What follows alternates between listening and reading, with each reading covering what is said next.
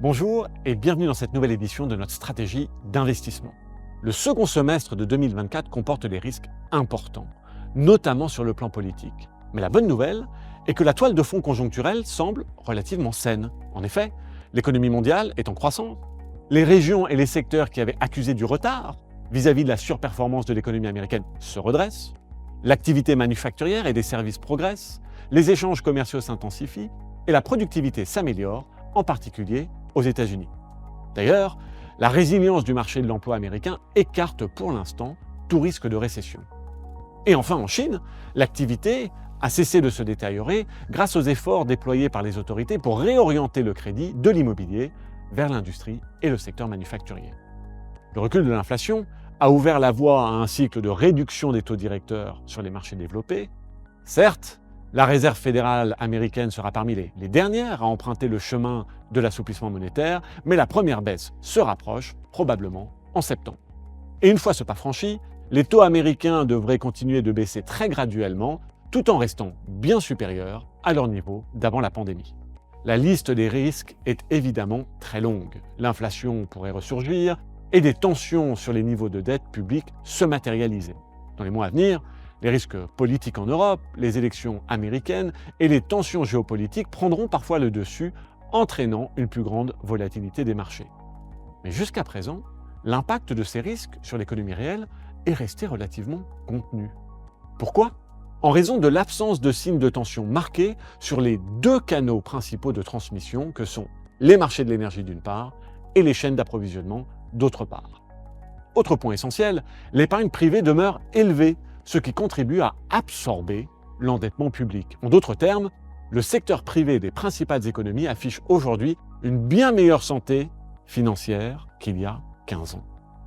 Dans le même temps, la concurrence stratégique redessine les routes commerciales et stimule les investissements publics et privés dans de nombreux secteurs à l'échelle mondiale. Après avoir sécurisé leur indépendance énergétique, les États-Unis visent désormais à conserver leur avance stratégique dans le domaine des semi-conducteurs sophistiqués. Nous assistons donc à un nouveau cycle d'investissement. Quelles sont les implications d'un tel environnement pour les investissements ? Eh bien pour l'heure, nous maintenons le risque global des portefeuilles ainsi que nos allocations aux obligations et aux actions à des niveaux stratégiques. Sur les marchés des taux, nous privilégions les obligations de qualité et continuons à rechercher des opportunités nous permettant de sécuriser les rendements actuels élevés.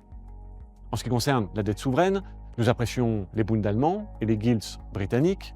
Dans d'autres segments, le crédit d'entreprise européen de qualité, les obligations dites crossover mondial, c'est-à-dire celles notées entre BB et BBB, et le crédit émergent offrent également des opportunités intéressantes. Sur les marchés boursiers, la solide croissance des bénéfices et la baisse des taux directeurs permettent de maintenir un potentiel haussier. L'embellie conjoncturelle devrait profiter aux valeurs cycliques en particulier. Les secteurs et les régions qui rattrapent leur retard devraient continuer à se redresser et l'extrême concentration des performances sur le marché américain se normaliser au fil du temps. Parmi les régions, nous privilégions les actions britanniques et parmi les secteurs, les services de communication, l'énergie, les matériaux et la consommation discrétionnaire. La transition environnementale et les tensions politiques devraient soutenir la demande de matières premières, de métaux industriels particulièrement. Nous sommes aussi positifs sur l'or, qui devrait continuer de bénéficier de la demande de certaines banques centrales qui cherchent à diversifier leurs réserves de change. Sur le marché des changes, justement, nous maintenons notre exposition au dollar américain. La devise américaine offre un avantage de rendement par rapport aux autres monnaies des marchés développés, tout en bénéficiant d'un surplus de croissance et de son statut de valeur refuge face aux risques géopolitiques. Une vertu également affichée par le franc suisse, qui pourrait rester soutenu durant cet été marqué par des enjeux politiques élevés.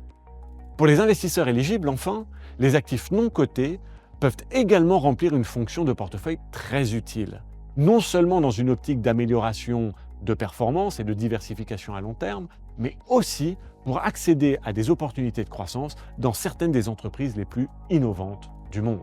Ces avantages s'inscrivent bien sûr dans une perspective à plus long terme.